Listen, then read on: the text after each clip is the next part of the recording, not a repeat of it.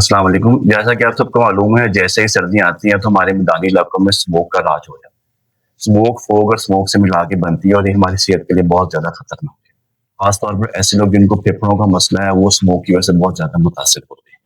Smoke سے بچنے کی تدابیر یہ ہیں کہ آپ گھر سے بلا ضرورت باہر نہ نکلیں۔ اگر آپ کسی ضروری کام سے نکلنا بھی ہے تو صبح صبح نہ نکلیں، بلکہ دوپہر کو نکلیں، کیونکہ صبح کے ٹائم اسموک زیادہ ہوتی ہے۔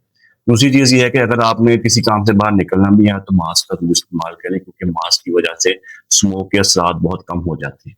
تیسری چیز یہ ہے کہ ایسے لوگ جن کو اسموکنگ کی عادت ہے وہ اپنی اسموکنگ کی عادت کو ختم کریں، کیونکہ اسموکنگ کی وجہ سے اسموک کے اثرات کئی گنا بڑھ جاتے ہیں۔